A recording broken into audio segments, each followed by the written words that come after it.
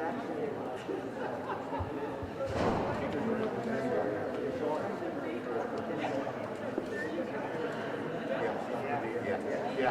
said she just left out here. How are you? Good to be here. You got the marijuana. They're making a mask. Way here.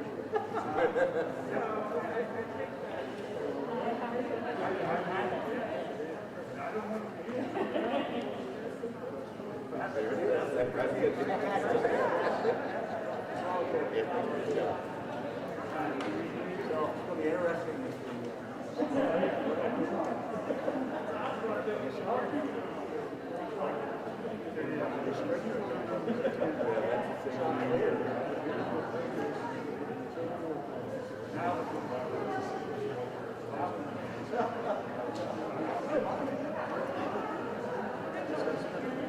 Well, we're looking at the same thing. The city is not to generate costs. Maybe figure out how these materials use once. I don't know. Hey, how you doing, buddy? I'm good. Oh, I know it's yours. I'll tell you what, good little house and you never. All right, I'll let you guys. We've been talking about stuff that goes on here in Virginia. No, I haven't. Some bad news. So they've had like a couple of incidents last year. And 2 correction officers just got fired for smuggling. And then another one got arrested for smuggling or fired for smuggling in December. And 4 inmates were gathered last month. Places like that. Oh my God. She had a dispatch on her way to work, drunk, wrecked the car. She's in bad shape. She's in the mid. She's Dear we get the Lord. body cam on our website. Something to follow if you're into investigative news.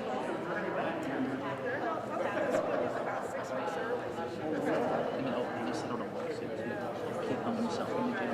He was supposed to be on suicide watch. And his mom called and said he was suicidal. And they didn't do anything. And he killed himself 12 hours later. So they just settled it.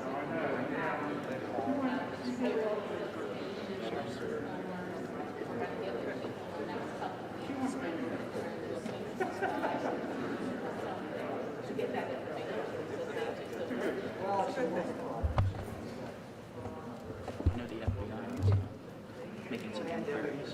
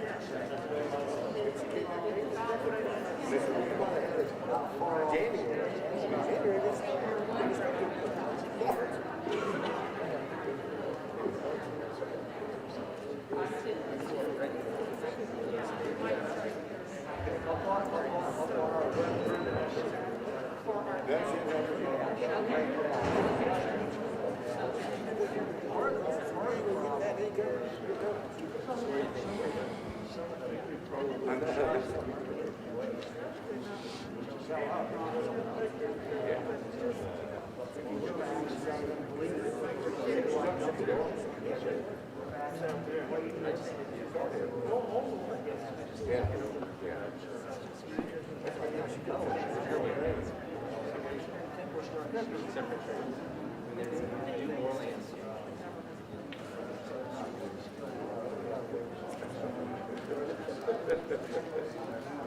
Yeah, and,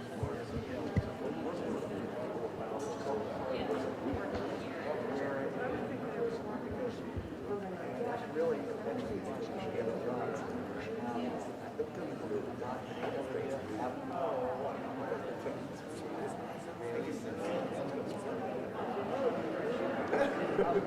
Emergency management. Good to see you, ladies. You good?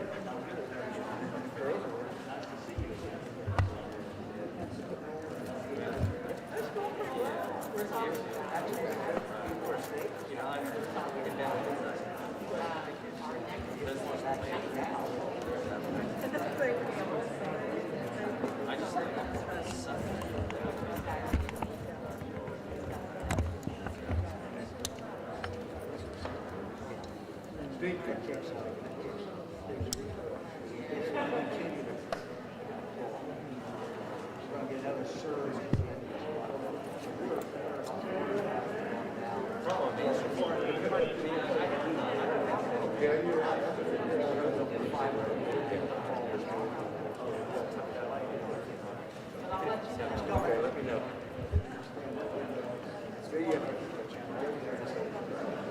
That's beautiful.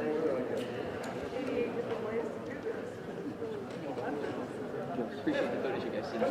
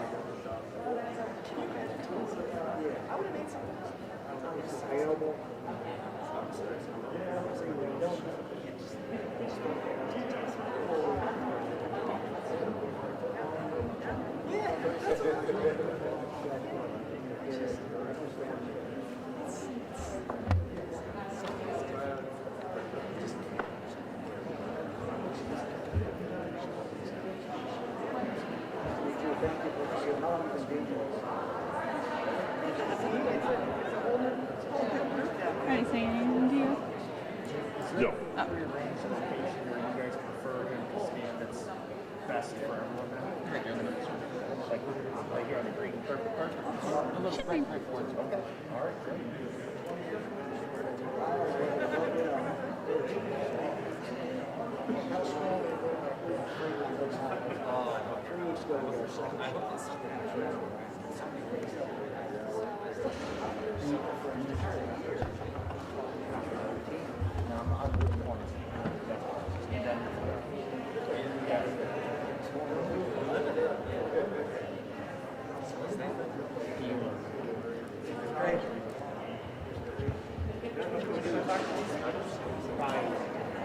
Thank you. You're good. Yeah. But I know, you know, General Harris did for years. Actually, the governor. Sorry. You're good. Keep trying to hold your hand. Not the time. And the governor got in for a wedding. So the governor called General Harris called and Harris called up flight home the next day. How's this, guys? Take it on out there. A little closer. Everybody? How y'all doing? All right, you and I go stand a little bit further. I don't know if you know. Take my mask off. Donovan, would you be able to take one step forward? How's that? That was better. There we Work, go. everybody, for everybody? That's all good? Thank you. Everybody set?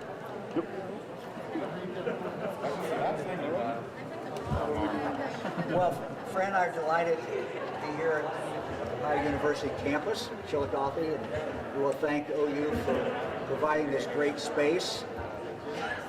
Health Commissioner Garrett, you tell me this is working out pretty well, right? This is working out Why don't you very tell me a well. little bit how it's working? Sure. So we operate a clinic here about 5 days a week. Our throughput can go up to 1,000. So we normally average, based on appointments and vaccine availability, about 300 to 500 given. So as you can see, Wednesday is our slower day. Most of our larger clinics are on Thursday, but I think the main thing I just would hit home is that we have open spots here next week, starting on Monday through Friday. So if you're interested and eligible in the existing groups, log on to our webpage or our Facebook group and get yourself registered for the vaccine. We have a spot for you. So that's great. They're doing a great job here. You know, one of the things that Fran and I really enjoy, we got our second vaccination 3 weeks ago. So in the last week, we've been traveling around the state quite a bit, and these vaccination sites are full of happy people. It's just an amazing thing to go out there and talk to people who've been vaccinated, and they really feel like they've got the world kind of lifted off their shoulders. Now they can see their grandkids, they can live a much more normal life. So it's really a great thing to see. I might share with you a little statistics as far as Ross County is concerned. Maybe I'll just start, with the today. Yesterday 65,000 first doses, so we're very happy about that. It's one of our highest days. Statewide, we're now at 21 1/3% of all Ohioans have been vaccinated. 2/3 of our people in the state of Ohio, 70 years of age and older, have been vaccinated. As far as Ross County, I'll give you the numbers that I'm showing. These are from yesterday. They've not been updated yet today. But 15,078 people in Ross County have been vaccinated. That is almost 20% of the people in Ross County. And Garrett and I were just talking, though, that does not reflect any shots given at the VA here in Ross County. So the numbers would be significantly higher than that, really for this whole region of the state, because people, of course, veterans from a large area come to Ross County. So we don't in our state numbers reflect that at all. So happy to answer any questions. We're getting emails from viewers who are saying they're having trouble finding appointments. What do you say to those folks who are having trouble? Yeah. As the health commissioner just said, they've got shots available now. You can sign up. I know that a number of communities, health departments, and others went online yesterday with new openings for next week. So the reason we opened it up for more people 40 and older is a number of health departments were telling us they had openings And what we don't want to do is be in a situation where we've got shots, they're sitting there, we could be saving people's lives, and they're not getting out. So it's a real, it's a real tension to figure out exactly, what the right number is. So, beginning this week, Friday, we're going to go to 40, and then in 12 days from now, we're going to go open up for everyone. Should people be prepared to maybe go to an adjacent county or drive an extra half an hour or so? I mean, is that a reasonable thing to ask? Yeah, certainly people are doing that. We designed the system so that people would not have to do that. I think if they're willing to wait a week or two, they're going to be able to get it very close to home. But I would not discourage anyone from going out and trying to get the vaccine just as quick as they can. We had a friend who lived in the Akron area. I talked to him one day. He was getting his shot the next day. 3 weeks later, he was dead and got the COVID. Obviously, he had the COVID when he was talking to me on the phone, but he had no idea. So this virus is still very much out there. It has gone down appreciably in Ohio, as it has across the country, but it's still at really a pretty high rate. So we've seen the numbers drop, but we're still statewide at over 1.5 times the high incident level. Governor, the Ross County, Chillicothe was named as one of the mass vaccination clinics out of Edina. Do you have any idea when that might be open? Yeah, we think that this will occur beginning the week of the 29th. That would be our goal. It really depends on whether we get Johnson & Johnson in that week or whether it is the next week that we start getting it in. Our idea, at least at this point, is for some of the mass vac sites to have the Johnson & Johnson. It's quite interesting. We didn't know whether people would want to take the Johnson & Johnson or if they would have a preference, but there certainly is a market out there. There's certainly some people just want to get one shot and be done with it. We have not had, as you know, a lot of the Johnson & Johnson in. We got it in the first week, and then the next week we got nothing. Next week after that, we just got a little bit. So we anticipate that will jump up, though, around the first of next month. Sorry, Governor DeWine, I was just wondering, so it looks like ODH has said that you guys were informed late last week that you were going to get about 13,000 Johnson & Johnson vaccines for the state. I believe it's this week. How does that process work with them informing you? Do you think it's going to change where they have more time in telling you? And then my other question, I'm sorry, I'm having a... Well, let me answer that one first, Sure. and you can think about it. Every week, we are told, usually on Tuesday, Wednesday, what we're getting in for the next week. Now, the Biden administration has guaranteed certain levels for 2 weeks out, but then they come in with the exact level the week before. Then we, in turn, notify the health departments. We usually get notified what day? Thursday afternoons, Thursday evenings. So we'll let the health departments know, and we now have about 1,300 sites around the state, not just health departments, but pharmacies and hospitals. So we, on Thursday, let all of them know what they're going to get for the next week. So that it's week to week that we know exactly what's coming in. Do you think that'll change? No. That process will change? No, I don't think the process will change. I mean, they've been good in trying to tell us what we will get for they'll guarantee us a certain level 2 to 3 weeks out. What we tell the local providers is go up to 75% of the number, what we think it's going to be. That way you'll be safe and you can book further. Because some departments want to book 2 weeks in advance, and that's great if they want to do that. We just tell them to go up to about 75%, and that way they'll be safe in doing that. So, Governor, the Biden administration mentioned that the vaccination will be available for everyone in May. Can you talk about, is Ohio going to be on track with that timeline? Do you expect this summer to kind of be the free summer since we were locked down last summer? Well, I think this summer is going to be a lot better than last summer. You're going to see county fairs. The Ross County Fair will be occurring. You're going to see people at baseball games. You're going to see family reunions. Memorial Day is going to be a lot different than it was last year. 4th of July will be a lot different. So I'm looking forward to a very good summer. It really depends on how fast we can vaccinate people in Ohio, how willing people are to take their vaccination, and whether we continue for the next few weeks at least to wear masks. We're in a kind of a transition period. We're on offense with the vaccine, but we have to stay on defense and continue to wear the mask. Governor, I know last week you had said this week you would be issuing guidance on festivals, parades, graduations, and proms.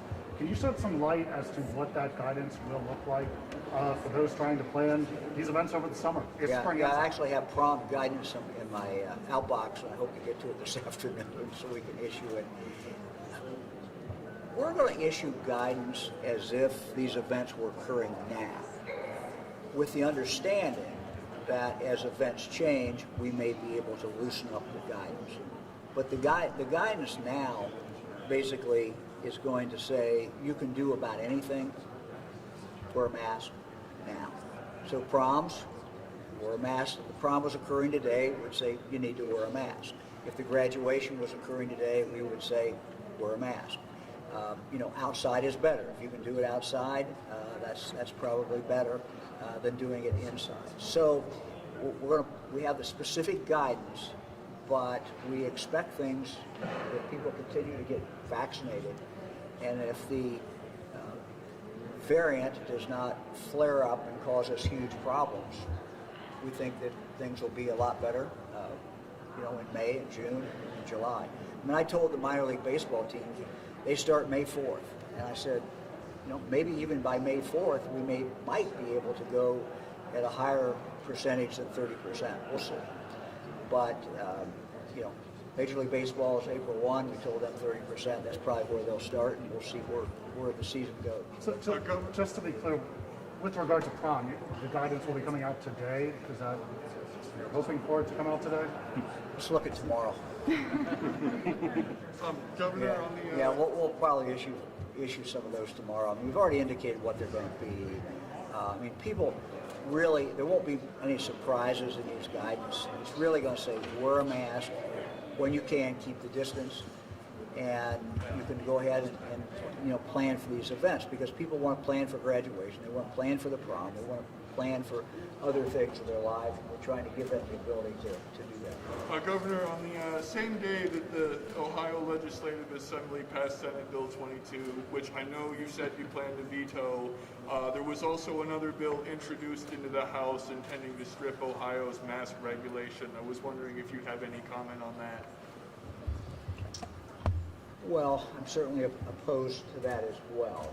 We're almost out of this virus. We've almost won.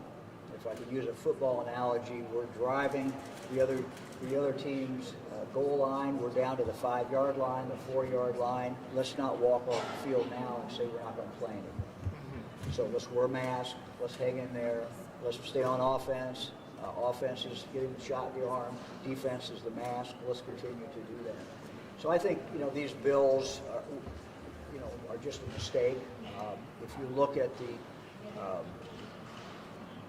bill that was passed by the legislature already and has been sent to my desk, I've already said that I'm going to veto the bill. I think what some people didn't really fully understand what was in the bill, because some of the provisions were added literally at the last moment. So let me just give you an example of one of the things that would be a problem. About a year ago, Miami University had 2 students come back from Wuhan, and this was actually in February. It's just when everything was breaking. Fortunately, those students were good enough to quarantine. They stayed in their dorm. They did everything that Miami University and the Butler County Health Department asked them to do. We had to send away their sample. We couldn't process it. We had to send it away to the CDC. Fortunately, it came back and they were not positive. But under this proposal that's been sent to me, that I'm going to veto, if that would have been in effect, and if those 2 students had said, hey, we're going to do what we want to do, the local health department would have had no way to stop them from circulating in the population on Miami's campus or anywhere else in Butler County. And that's because this bill says that you cannot have someone quarantined. A local health department cannot have someone quarantined unless there's been a medical diagnosis that this person has the virus or whatever the medical problem is.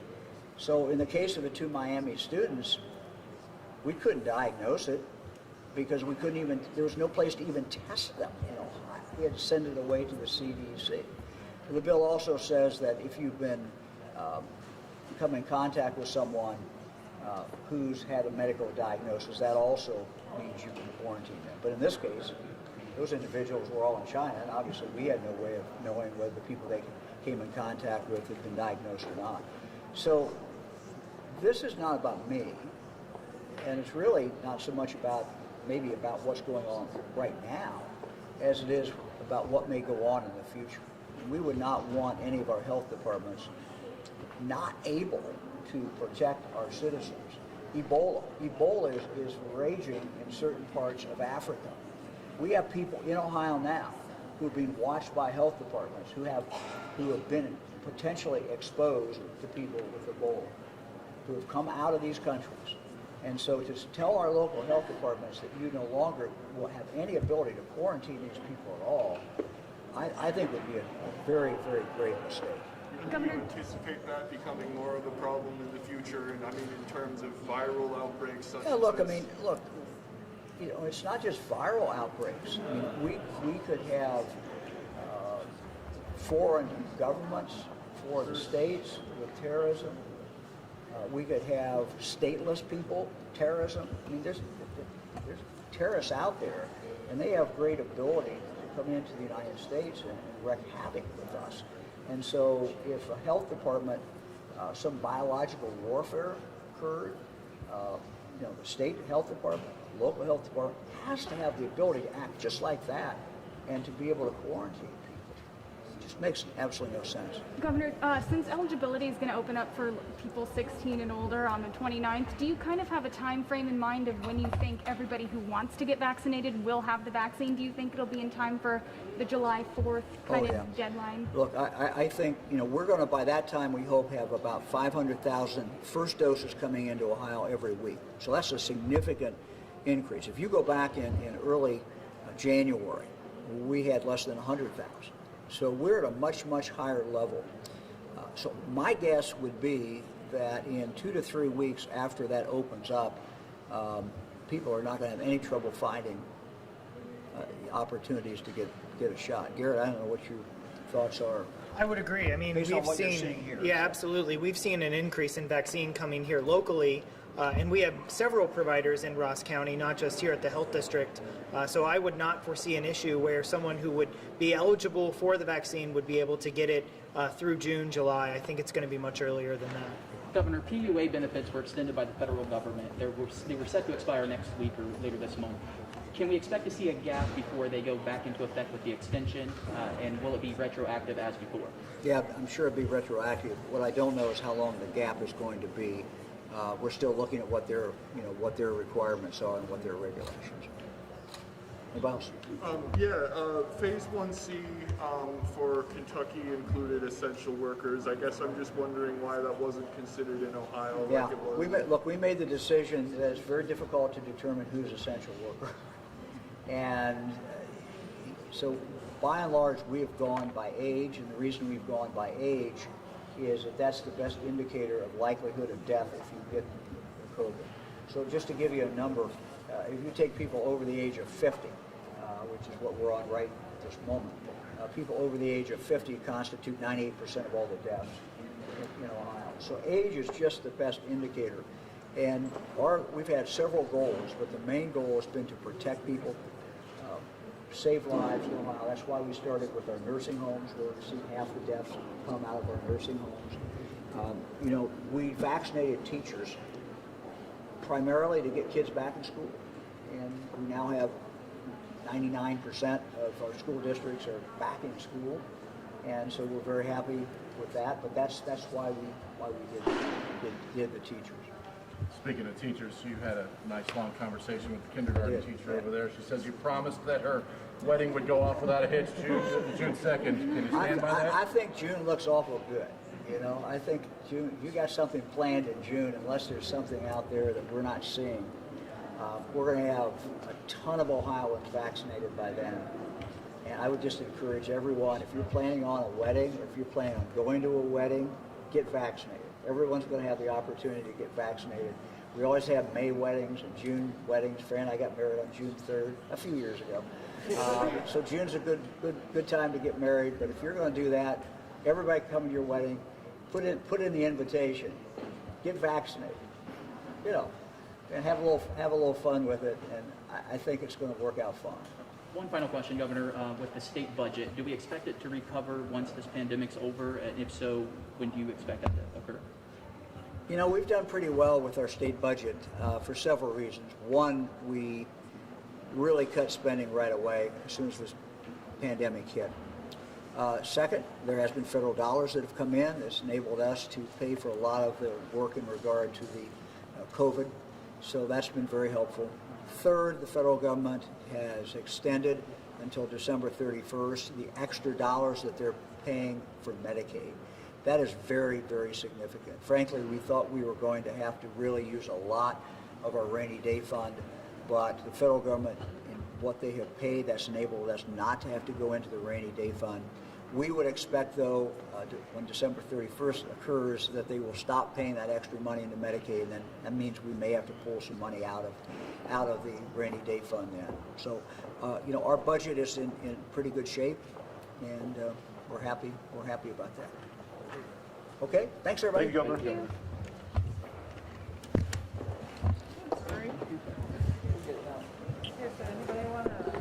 Got a good workout from today? Yeah. Gotta thank the old. Good to see ya. little Good to see you. Thanks to you. I don't even go to the gym now. Got a little tired. This is why I don't. Yeah, how's that working, man? That is, I bet that is tough. After a while. After a while, I bet it's rough. Governor, I just want to say thanks in person for Thank you very much. helping bring Austin home back in November from Alaska. Oh. Do you remember that? I do. He sent you to Florida. Thank you. Yeah. And I told General Harris. Yeah, you're working out. Good. Yeah, General Harris got it done. He did. Yeah, Thank you so much, Fran. He got it done. He really He did. did. We appreciate it. It was great. It was a good Yeah. wedding. I sent him an email and he got it done. Hey, that'd be great. Can we get Fran too? Yeah. Can Fran? She's given out her money. Well, we did get one. Travel better than the trucks that were trying, you know. Thank you.